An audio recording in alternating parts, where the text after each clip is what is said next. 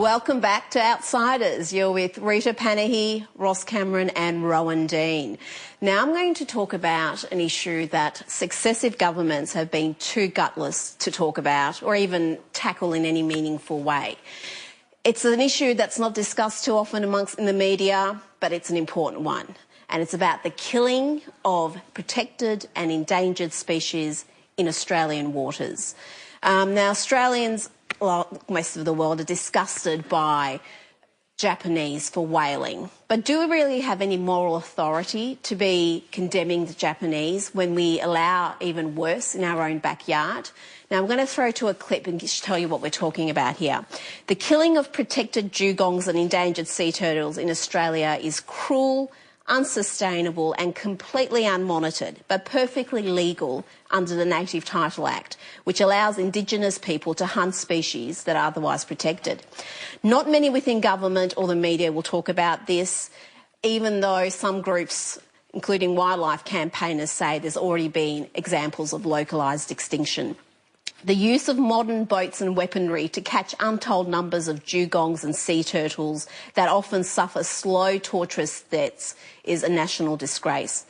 The footage of giant sea turtles being flipped on their back and cut up while still alive makes your stomach turn, as do images of docile dugongs, including mothers and calves, being killed.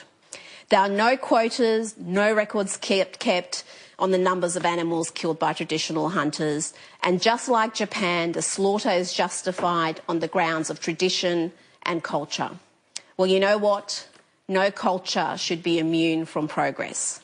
There are some Indigenous groups who are imposing moratoriums on hunting, but there are few and far between. We need to have an immediate ban. There should not be any killing of endangered or protected species, no matter who the hunter is. It's madness. It needs to stop. Now, guys, are you even aware of this issue? It's one that, as much as Australians are animal lovers, we campaign about the dolphin slaughter, the whaling slaughter, but this happens in our own backyard, and not many people even.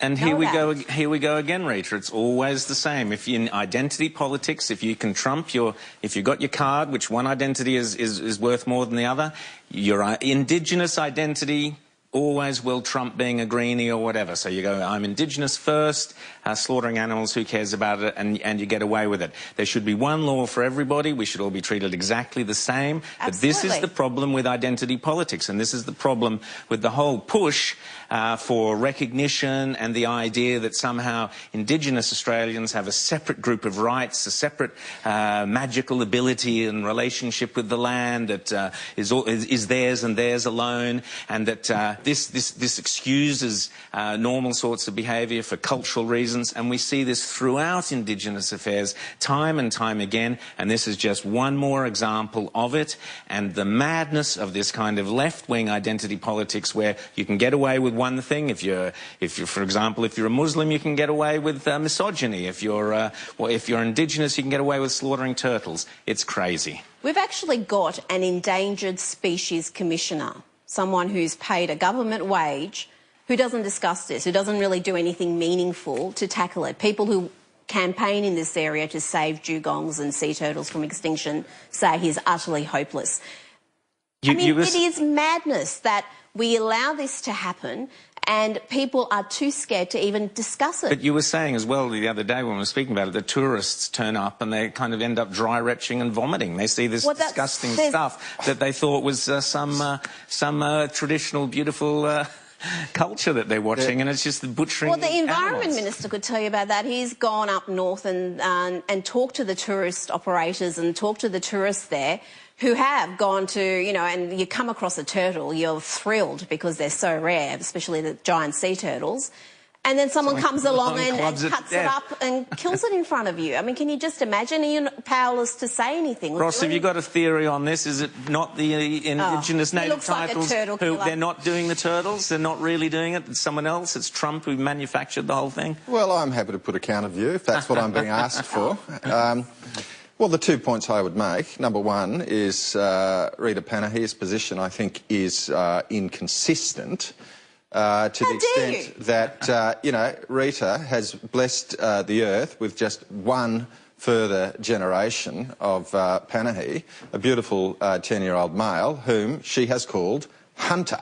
And I just don't see how you can go ahead and attack native title hunting when you name your child in honour of the native title hunters. The second point I would make is that these turtles are not the loving, gentle, kind creatures that that you would represent them as being. I mean, we need to see all sides of the turtle, and this is the interaction between a snapping turtle and a duck. Now, I would ask you, Rita, please explain. Where did you find this? We are witnessing the last moments of the life of that duck. I don't see any turtle humanitarian safety commissioner on hand to make sure the duck does not die a slow and painful death. These turtles are vicious. That duck was taken sustainably, and it's completely fine. Come on now, these are endangered species we're talking about. Surely you're not going to defend the indefensible. OK, well, the destiny of every species so far known to mankind has been extinction. We are in that tiny fragment, the less than 1% of all life in the history of the Earth, possibly of all life in the history of the universe, to still be alive. Have you seen how beautiful these creatures are? No, I'm open anyway, to your we might argument. not be around for much longer, Ross. With your mates running around blowing everything up and all the rest, we might not be around for much longer anyway. Oh, sorry, it's my mates, isn't it? Yeah, that's it. OK. Well, look, we're going to leave you. Is this the end of the show? It's gone too fast. Have we? It's gone pear-shaped. It's gone weird. It's gone very fast. Look, I just want to say we have had a late further submission from this crank. That bloke who was on earlier, who's kept pressing in. He wants to be an outsider. He's tried once. You know, he texted me and he said he's actually 40, not 50, so he's too young anyway. But he sent back another clip demanding putting forward his credentials. What do you think, Ross? Should we give him a go? It's going to be hard to beat Rita, Ross and Rowan. Exactly. Gold standard. Thank you so much. We've loved having you. We're going to take you out with the spirit of the outsider. A second submission from this particular aspirant. See you next week. Tweet if you want him to get the job.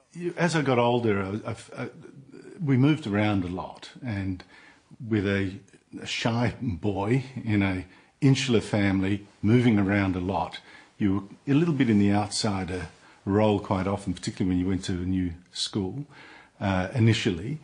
And having that Dutch background sort of made you made me embrace the outsider status.